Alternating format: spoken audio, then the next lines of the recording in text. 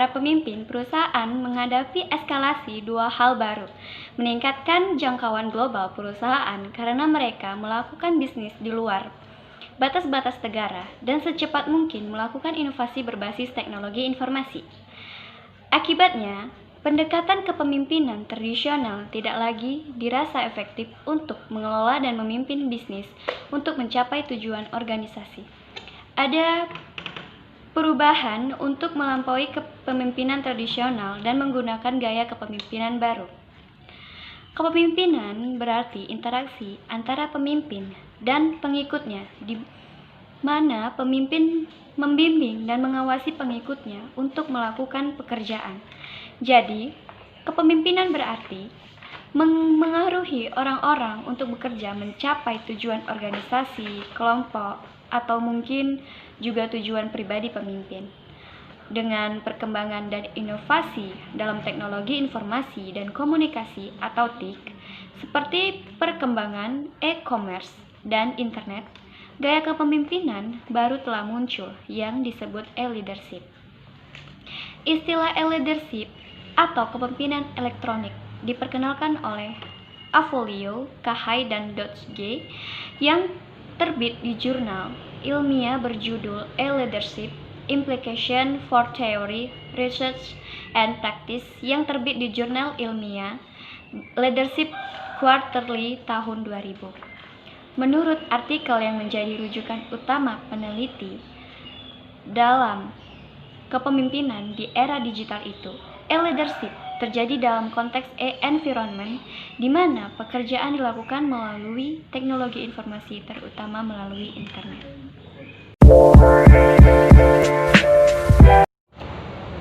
Dalam konsep ini tidak hanya komunikasi, tetapi pengumpulan dan penyebaran informasi antara pengikut dan pemimpin juga terjadi melalui media elektronik. Di sini, para pemimpin disebut e-leader atau pemimpin virtual. Pendekatan kepemimpinan yang digunakan oleh para pemimpin virtual disebut e-leadership. Pemimpin virtual adalah pemimpin yang mengarahkan orang-orang dari jarak jauh untuk melakukan pekerjaan untuk mencapai tujuan organisasi. Mereka menggunakan teknologi baru untuk meningkatkan pekerjaan mereka, untuk menemukan model bisnis baru, untuk berkomunikasi dengan pengikut mereka. Interaksi tatap muka tradisional telah diganti dengan media elektronik.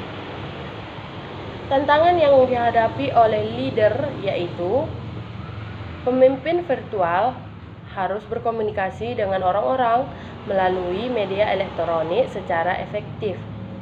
Padahal, tanpa komunikasi tatap muka, sangat sulit untuk mempercayai seseorang.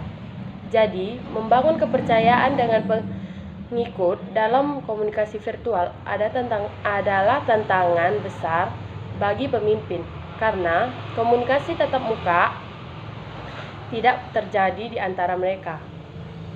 Juga sangat sulit bagi pemimpin untuk menginspirasi orang-orang, memotivasi dan mengiklami mereka untuk melakukan pekerjaan dengan baik dalam situasi virtual, karena dia tidak dapat melihat reaksi dan ekspresi mereka tentang arahan dan bimbingannya.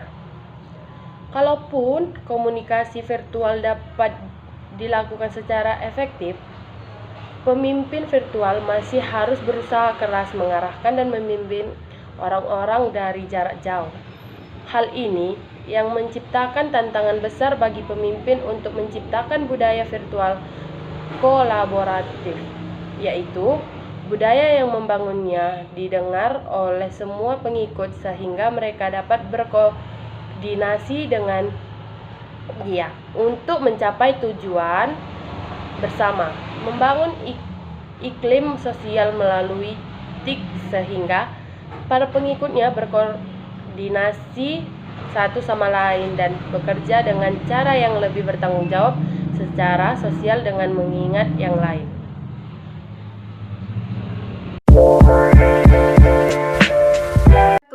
Jemapel Maria Gabriela Stanggang. Kali ini saya akan membahas tentang mengapa perlu kepemimpinan digital. Yang pertama, Perusahaan yang memiliki pemimpin digital akan memperoleh 87% untuk mengetahui tingkat kepuasan para pekerja. Dan yang kedua, ada 76% eksekutif yang termasuk digital leader dapat memperoleh pendapatan yang lebih besar.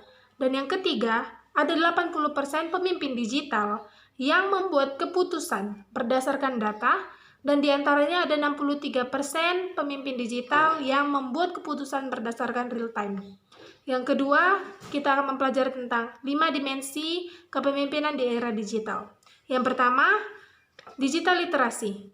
Di dalam digital literasi, pemimpin harus dapat mengikuti perkembangan teknologi dan dapat memastikan bahwa pekerja juga dapat mengikuti perkembangan zaman di era digital sekarang ini. Dan yang kedua, ada aplikasi teknologi sosial dan digital.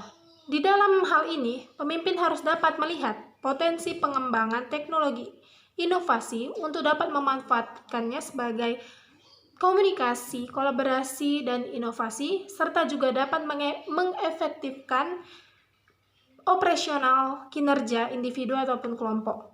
Di dalam hal ini, pemimpin juga harus dapat menyadari bahwa pengelolaan sumber daya masyarakat dapat ditransformasikan, dapat diubah oleh teknologi digital. Dan yang ketiga, kita akan membahas tentang implikasi teknologi sosial dan digital.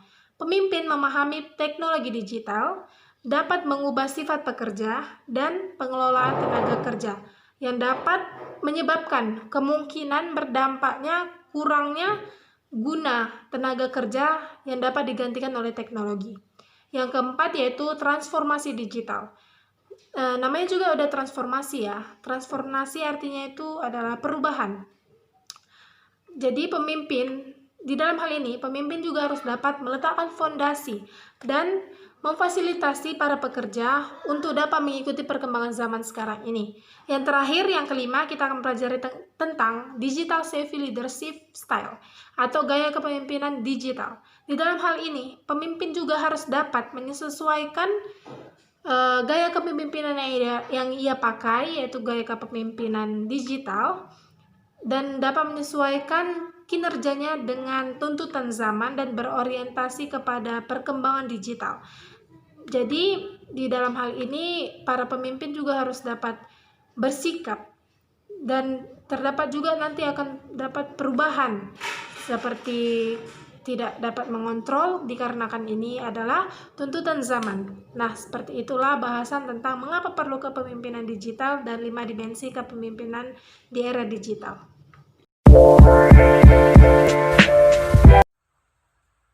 Oke, baik. Saya di sini akan menjelaskan tokoh pemimpin di era digital. Contohnya seperti Bapak Gubernur Jawa Barat, yaitu Bapak Ridwan Kamil, mengemukakan prinsip dasar leadership atau kepemimpinan di era teknologi digital.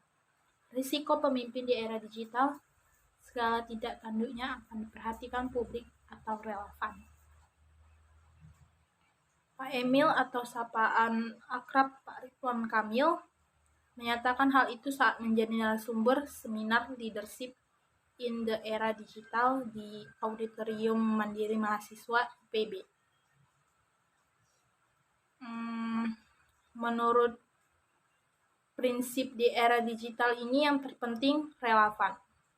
Relevan itu dia atau pemimpin tahu bagaimana bersikap di era yang serba cepat, serba transparan. Setiap tindak tanduknya pasti akan dimonitor oleh warga secara digital. Ada ketidakjujuran karena pasti akan ketahuan. Selain relevan, kepemimpinan yang dibutuhkan di era digital ini adalah visioner. Seorang pemimpin yang memiliki pemikiran jauh ke depan. Indonesia oleh Bung Karno lahir dari impian, maka Jawa Barat 5 tahun ke depan akan saya impikan menjadi juara lahir batin. Juaranya karena menjadi pemenang, lalu lahir batinnya saya akan seimbangkan urusan dunia dengan akhirat. Kata Gubernur yaitu Pak Ridwan Kamil. Inovasi menurut Pak Emil juga menjadi kunci apabila pemimpin di era digital ingin berhasil, seorang pemimpin harus mampu menciptakan berbagai inovasi melalui ide-ide kreatifnya. Kemudian, risk taker. Pemimpin berani mengambil risiko. Risk taker berani mengambil risiko. Kalau tidak berani mengambil risiko, jangan jadi pemimpin. Siapa Amil? Prinsip terakhir kepemimpinan di era digital yaitu agent of change atau agen perubahan. Pemimpin era digital dituntut mampu membawa perubahan bagi yang dipimpinnya.